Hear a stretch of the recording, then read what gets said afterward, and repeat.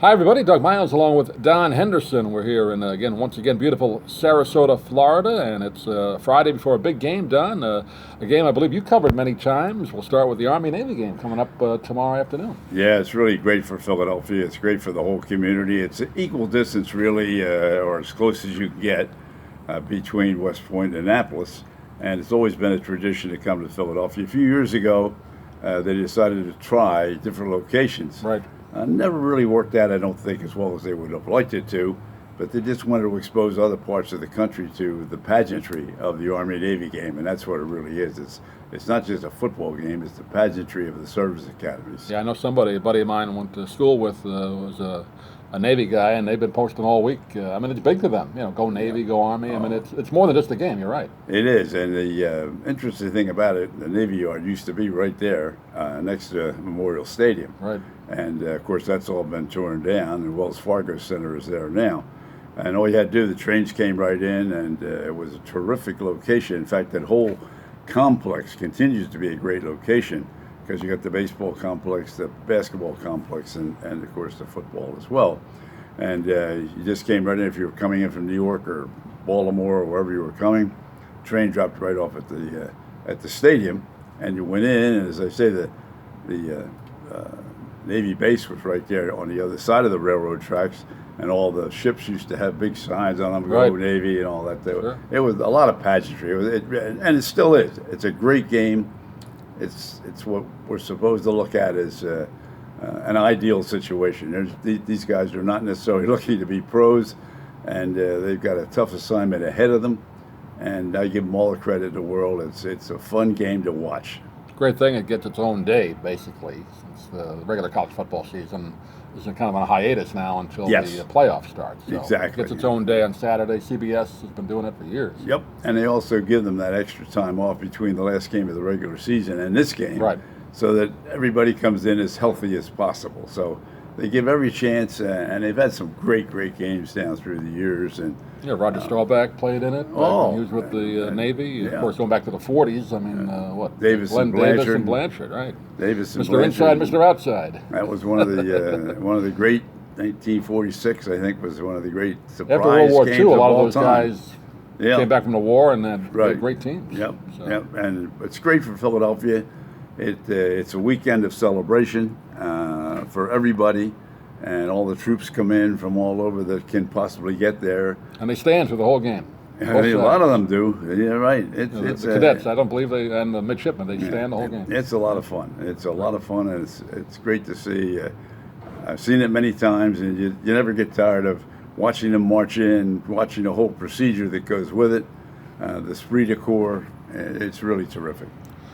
Locally, though, on the college football front, USF, we talked about it in our last show, as they were looking for a new coach. And since we were with you last, Jeff Scott, I think a great hire by USF, comes from the Clemson staff, Dabo Sweeney's offensive coordinator, and Jeff Scott joins USF. I think he did a great job. I saw some of his press conference earlier in the week. Said all the right things, had a good crowd on hand, not just media, but a lot of people came down to kind of see the new coach because, let's face it, the team has been in the doldrums the last 2 years, and he had a nice spark, at least on day one. Well, I agree with that.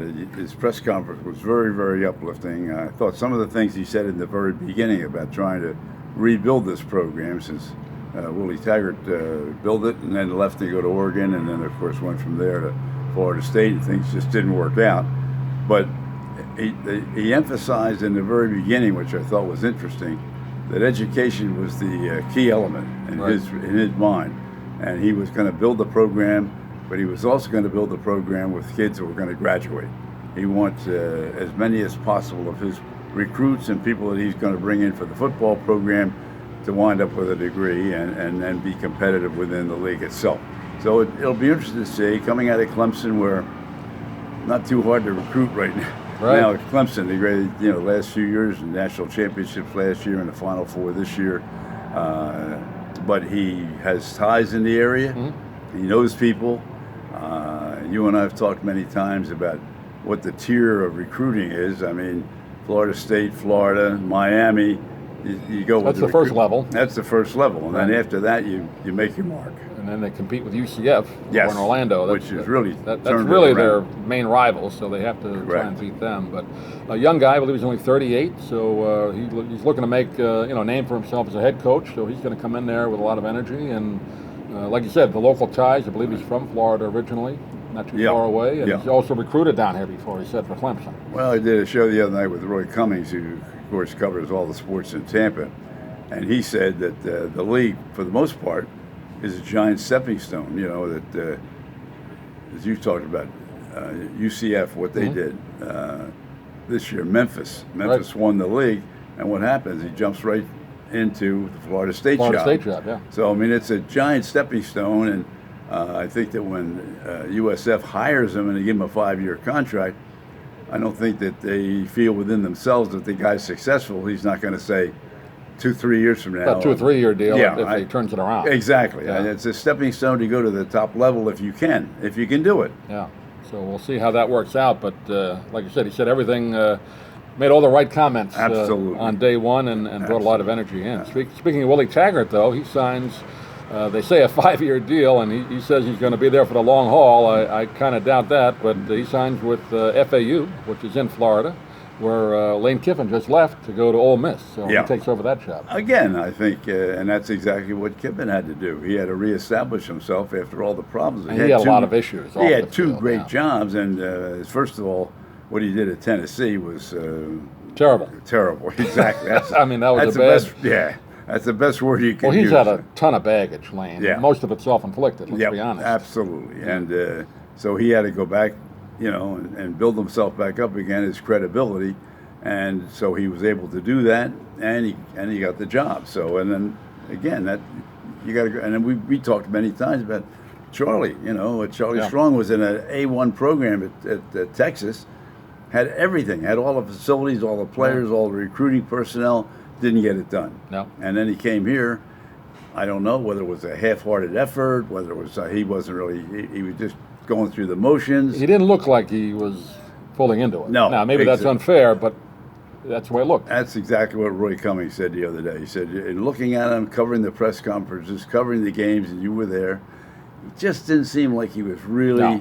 into it. Now, he was still getting money from Texas, and now he's still going to get He's money going to from... get roughly $5 million. Nobody Yeah. really, it's a secretive deal, but roughly $5 million he's owed. So, it's going to wind up being a good deal for him, but he's going to have to I become... think he'll sit out a year. He should sit out a year. Yeah, he's going to have to be offensive, well, I think, defensive. And then He's next supposed to be year- a defensive coach. Be a, and- be a coordinator somewhere. Yeah, he'll be a coordinator. You don't have to feel somewhere. sorry for Charlie. He's got plenty of money.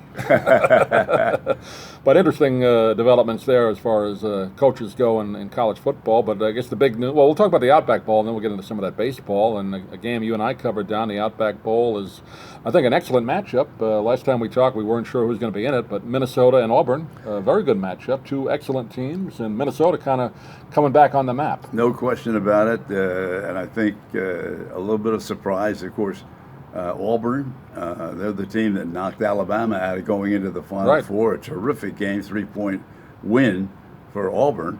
And so I think, and you and I chatted about it, we were at a luncheon today before we put this together. And Auburn was here not that long ago, I think 5 years ago, if Right. I'm not We saw mistaken. them, yeah. Had a great game in overtime. And as many of the games at the Outback Bowl have been, it seems like they come down to the wire and either win it in the last minute or two, or they have an overtime game. And so they're a team that really, or a school that really wants to be here for a bowl game. So I think they Outback Bowl won in both situations. Yeah, Auburn will travel well. It's not that far away. Minnesota, I'm sure, with the cold weather, people are going to want to get out of there for a few days. So we'll see how they travel. But P.J. Fleck, kind of an up-and-coming coach at Minnesota, they gave him a 7-year extension before the end of the regular season. I guess he was kind of being eyed as maybe moving to FSU or one of the other jobs, but they're going to keep him up there. Well, I think they're trying to build up the bottom layer, the bottom tier of the Big Ten, because the Big Ten had been for such a long time Ohio State and About Michigan. 2 or 3 teams. Yeah, and then after that, maybe a little bit lower grade team after that. And I think what they're trying to do is going to be difficult with Northwestern because it's not a big school and it's not a great recruiting place. Right. You've got to go to class. And but I think they're trying to upgrade Purdue. They're trying to upgrade Minnesota. They're trying to upgrade the Big Ten to be like the SEC. I think we mentioned last time we talked, but Greg Schiano, speaking of the Big Ten, going back to Right. Rutgers, signs I believe a 10-year deal, was it, Yeah, or 8-year deal? big contract. I can't. 8-year deal, I don't I want to. I think it's 8. I think you're right. I think it's 8 $4 years. million a year, something like that. Yeah, $32 million total.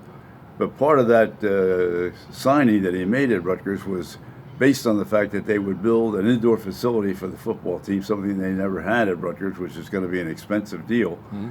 And then, of course, on top of that, he has guaranteed his assistant coaches, which down through the years have made half of Right. what everybody else in the Big Ten was being paid. He's assured his coaches that he's going to bring in are going to get equal money to whatever all the other teams are. So they're less in the likely Big to Ten. want to leave. Yeah, exactly. And so, and you know, you always, if you're going to pay half the money, you're going to get half the product. Right. So we'll see how it works out. They need a lot of help. Yeah, tough deal they're in. Like you said, USF's got the same issue. They want to build an indoor facility, and Right. they've raised about half the money for that. Now, after the last 2 seasons, I'm sure those donations we're not going to come in now with a new coach. Said he's going to work on that. Yeah. We'll see what happens. Well, Rutgers has a lot of great facilities right now. They spend a lot of money. And they're a state school. People don't Yeah. tend to When realize that. It's a state school. Yeah, when Greg Schiano came in the first time, they spent a ton of money to upgrade a lot of the weight rooms and all the other things that they don't even have at USF. They don't have then they don't have a stadium. They play at Raymond James. Right. Rutgers has their stadium right on campus, and they play one game normally at Yankee Stadium. If they have a big game coming up with one of the major teams, they'll play at Yankee Stadium. And so anyway, it's going to be interesting to see how this all comes down, because the academic administrative are really up in arms about where's all this money coming from that they're Right. going to put into this football program, a team that can't win in the Big Ten. Yeah, state schools, a little different budgeting issues than the private schools, which have the absolutely. huge booster money. Absolutely. So that's an issue there. Let's talk a little baseball, Don. The baseball meeting is just ending earlier this week, as we talked to you today on a Friday, the 13th of December. But the Yankee fans are once again happy. They get the white whale, as Brian Cashman called it, Garrett Cole, $324 million, something like that. Right? $35 million 9-year a deal. year. Yeah. Now you wonder if that's going to be a deal like CC Sabathia, paid off in the early half of the contract, but the last 4 years not so good. I guess Yankee fans don't care if they win next year. Well, it was interesting to see what the Steinbrenners decided to do, because Cashman has been saying over the last 3 or 4 years, we're going to get under the threshold. We're no longer going to pay the Yeah, they were budget cutting for a while. the exorbitant tax of going over that 100. I think it's 190 now. It was a little less than that. I think they raised it a little bit again this year, but I think it's around 190. And so Cashman and the organization continue to say that we're going to piece things together where we don't go too far over it or at all go over the threshold. Well, now they're going to have to make some moves between now and spring training to get down to the 190 million, because when you give out a $330 million contract, that's $35 million a year to one player. That's a lot of money. They lost Gregorius to the Phillies. Phillies. Yeah, Girardi gets Joe him over Girardi, there. So exactly good for them. right.